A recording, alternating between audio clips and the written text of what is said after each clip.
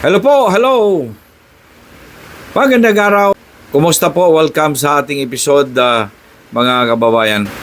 Bago sa lahat, nais ko pong ipaabot aking pakikiramay sa mga kababayan natin na namatayan po nitong nakaraan lamang na bagyo, mga kababayan. Dumama dito sa may Visayas area. Ano po? Condolence, nakikiramay po ako sa inyong lahat. Don't lose hope. Makakabangon pa rin. Hayaan ninyo, may tulong pa rin ang ating gobyerno. Ano po? Kapit bisig lamang tayong lahat, mga kababayan. Tayong mga Pilipino, alam naman natin na may mga puso ang ating mga kababayan. Yung mga medyo konting meron, pwede bang mag-ambagan na lang siguro? Direkta na lang kayo doon sa mga local government units po. Doon sa mga lugar na nasalanta sa Cebu. Ang daming mga bayan-bayan nila doon at iba pang mga bahagi sa Visayas, ano po, hanggang doon na sa Palawan. Alam natin, mga kababayan, na talagang napinsala sila nitong nakaraan lamang na bagyong Tino. Ano po? Sige po, ganon, tiis-tiis lamang, mga kababayan. Act of God, fortuitous event po ito. Hindi po natin maisisi kahit ninuman itong sakuna na ito. May mga contribution naman, mga kababayan, bakit nagkaganito ang mga pangyayari. Ano po? Dahil sa una, yung denudation pa rin ng ating mga kabundukan. Ano po? Kung makikita natin, mga kababayan, ilang mga lugar sa Visayas talagang nasira ng ating mga kabundukan. Kung ano-ano mga ginagawa, mga kaibigan, na napagkapirahan ng mga may negosyo do. Ang tao kawawa. Pero yun ninyo, yung putik, mga kababayan, na hindi mo malaman kung saan galing. Nasa gitna ka ng syudad. Di ba po? Tapos, nung rumagasa na ang tubig, baha, mga kababayan, ang kulay is kulay chocolate na po. Ibig po sabihin, may halo na po mga lupa iyon, no? Na nanggagaling sa mga kabundukan, mga kababayan. Di ba po?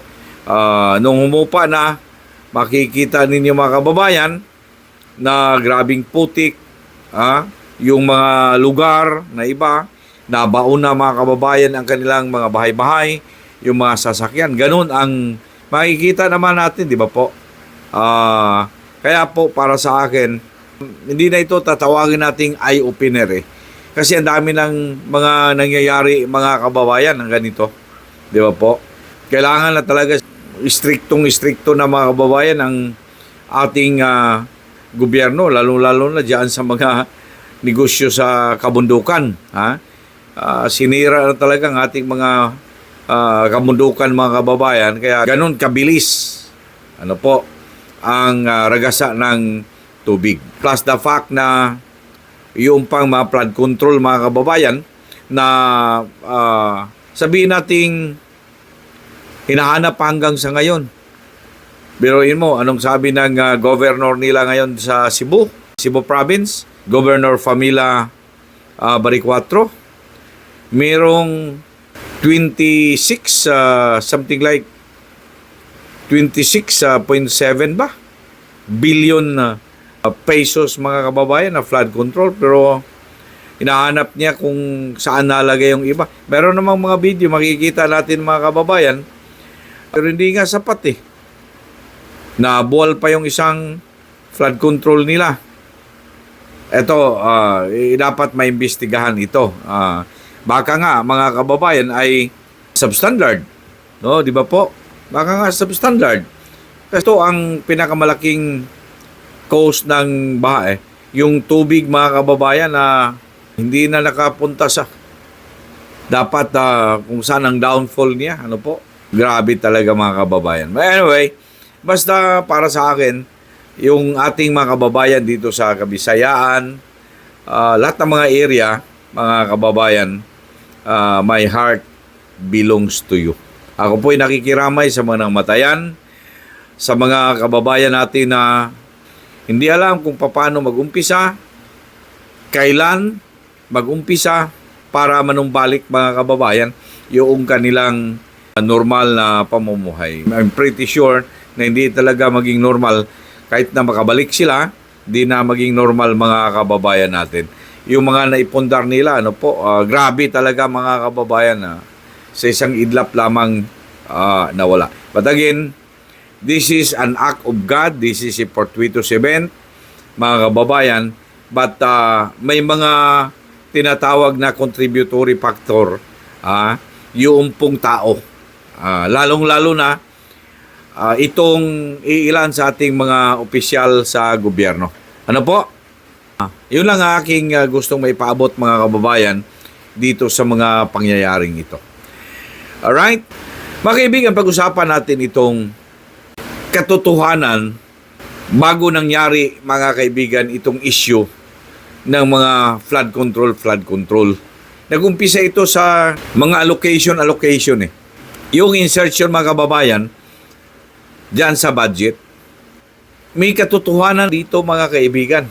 Totoo pala yung narinig natin na yung kung sinong makapirma mga kababayan nung time na buhay pa ang impeachment issue laban kay BP Sara. Totoo pala yun eh. Pakinggan natin si Congressman Toby Tiangco. Paliwanag nun.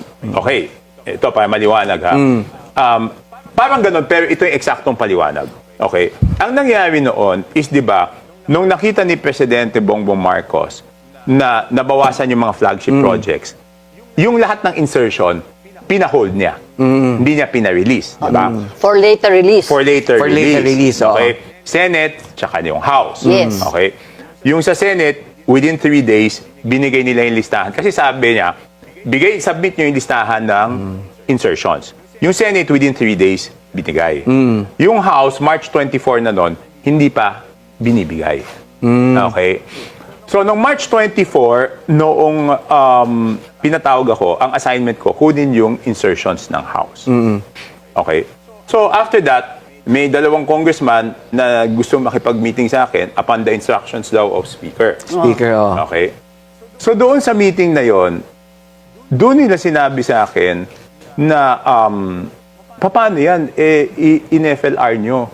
May mga namuhunan na dyan. Nag-advance, baga. Malalim yung implikasyon nun. May mga namuhunan na. Advance. So, sabi ko noon, syempre nainis ako. Sabi ko, bakit nyo naman ipinuhunan yung political capital ng presidente? In that context. Okay. Next. Nung hindi nila ako makumbinsi doon sa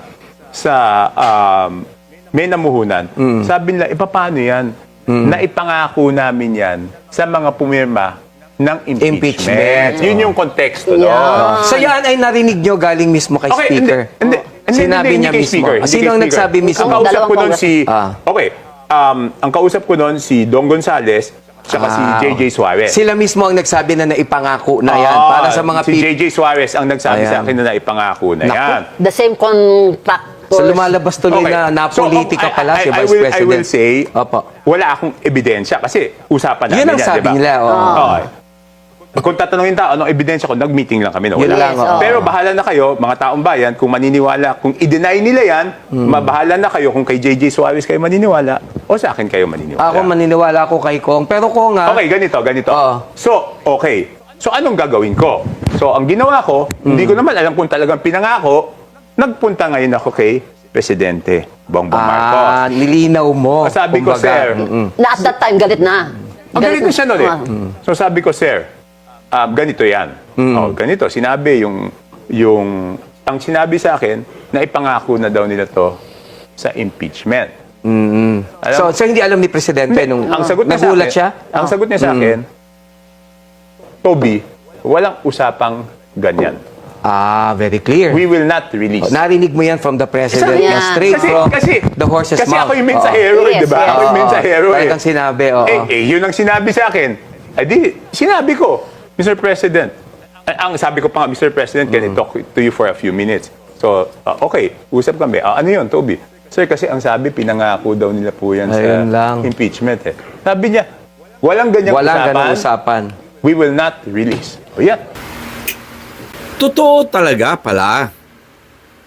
Yung naipabalita mga kababayan na yung signature ng mga congressman in exchange doon, ang kapalit ay project. I mean, pondo mga kababayan para sa project. Si Congressman Toby mga kababayan, di naman lumipat sa bakod na siya. Pero kumalas na siya mga kababayan sa kanilang grupo. Di ba po? After ng eleksyon, alam naman ninyo, halos naubos, natalo mga kababayan yung kanilang senatorial line-up. Si Congressman Toby Tiangco mga kababayan ay siya po ang naging nationwide campaign manager kung hindi pa ako nagkakamali. Sa kanilang grupo yun. Umalis siya mga kababayan sa kanilang grupo. Now, nung kumalas na siya kanilang grupo, marami siyang nalalaman sa loob. At ito na, lumabas na mga kababayan ang mga totoong mga pangyayari. So, confirm, yung pinapasinungalingan nila noon na hindi totoo na yung isang bawat perma mga kababayan sa impeachment ni BP Sara, hindi daw totoo, sabi ng mga kongresista. Ito na, may mga pangalan sinabi niya. Gigi Suarez, Congressman Suarez. Isa pa ito sa mga kontraktor. Congressman Gonzales. Kasama din doon. Di ba, narinig ninyo? Na paano yan? Na ipromisa daw nila doon sa mga congressman, yung mga pondo, mga kababayan, na biglang for later release. At nung diniklara ng presidente for later release ito, medyo umalma yung mga congressman. Paano yan? Detalyado yung sinabi ni Congressman na Toby Tiangco mga kababayan. Yung paano yung pasinungalingan. Now, one thing is sure doon na itong mga congressman mga kababayan na ito ang dapat maimbestigahan. Dito nag-umpisa ang lahat eh. Alam niyo, di ba kanina narinig ninyo mga kababayan ang sabi ni Congressman Tiangco? Insertion, yung mga pondo na in-insert mga kababayan. Ito ang, alam niyo yun, ito ang issue, mga kaibigan, bakit nagkaroon ito ng mga kalaki-laki na mga budget itong mga congressman para sa flood control. Ano po, na ultimo ang presidente, nawala na yung mga flagship project niya na siya mismo, wala na halos pondo mga kababayan kasi kinuha na lahat, tinanggal yung supposed to be para sa presidente at ipinasok nila yung kanila in a form of insertion mga kababayan. Kaya ang Pangulong Marcos, nagtaka siya. Bakit? Anong nangyari? What happened? Ayun, pinasilip niya. Lahat ng mga request mga kababayan na for approval of the president, yung time na yon, pinasilip ng presidente. At ang nautusan mga kababayan, narinig natin, si Congressman Toby Tiangco. Inutusan siya ng Pangulong, pakikuha mo nga yung mga insertion. Anong in-insert from the Senate and anong in-insert from the House of Representatives. Di ba? Maliwanag na sinabi mga kababayan ni Congressman Toby Tiangco na in 3-day time ang Senate nakapagbigay sila ng kanilang insertion. Pero ang Congress, mga kababayan, umabot na sabi na March 24, something ganon. Wala pa rin. Hindi pa nakapag-submit mga kababayan ng hiningian ng Pangulo. And after that, dalawang congressman ang lumapit kay Congressman Toby Tiangco at sinabi sa kanya, pwede bang makausap daw siya? Nung umpisa pa, hindi pa niya pinangalanan. Pero by slip of the tongue siguro, I don't know to, if slip of the tongue pa yung nasabi niya doon sa interview, mga kababayan, di ko po alam. Nasabi niya ang pangalan, so tinuluyan na lang niya. Congressman Gigi Suarez and Congressman Dong Gonzales. Narinig ninyo, sabi niya, paano yan? Ang sabi niya, Hindi, sabi ng presidente, 4-liter release, ifilar. Ano sabi ng dalawang kongresyon, paano yan? Yan ang nai-promise. Una, na kapag capital na yung mga kontraktor doon, ibig sabihin, pinaguna nila. Siguro, doon na, kumuha na sila mga kababayan ng kanilang, yung para sa kanila. Kaya sinabing na, paano yan, kapag capital na sila. Yung sila, yung mga kontraktor, ibig sabihin doon, yung kanilang napromisahan. Ano po? Tapos, sabi na, paano yan? Ay, yung mga congressman na-promise na namin ito, na yung pumirma doon sa yung impeachment nga, ay na-promise na namin yan sa kanila. Paano pag hindi yan maibigay?